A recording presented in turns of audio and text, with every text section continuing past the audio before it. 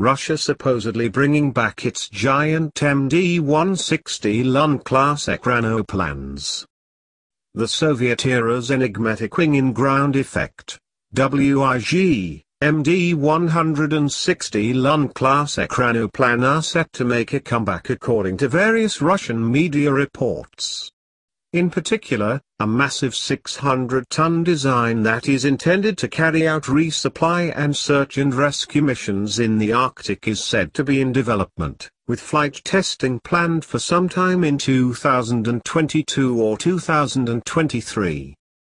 The design, dubbed Rescuer, is described as being 305 feet long with a wingspan of 233 feet. Supposedly the craft's large size was decided upon due to its ability to operate in rougher sea states than smaller alternatives and because it can fly over long distances, described by Russian sources as several thousand kilometers. Naval expert Alexander Mozgovoy told the Russian newspaper Izvestia that MD-160 Lun Ekranoplans are much more economical than airplanes. It will be possible to quickly move more cargo for a longer distance. If they manage to equip their air-cushioned landing gear, they will be able to land even on snow ridges.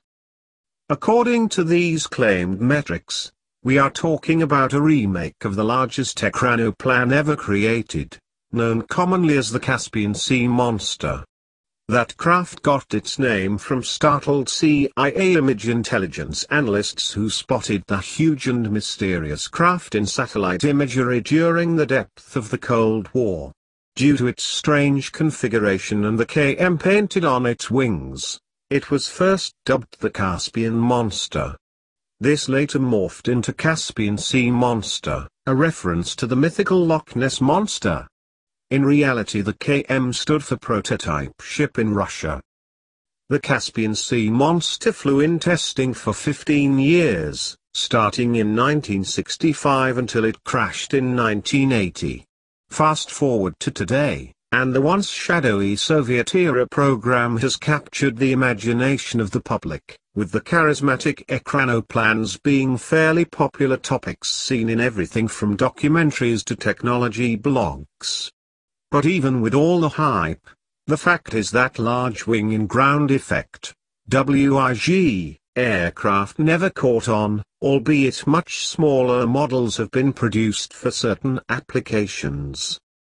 TASS reports that Central Design Bureau for SECLXIV will be executing the design part of the project on behalf of the Russian Navy.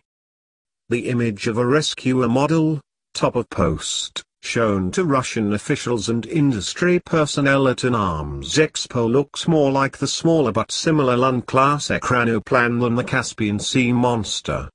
It's possible that the Lun-Class design was sized up to meet certain requirements, and it's not like the Lun-Class wasn't a massive machine in its own right.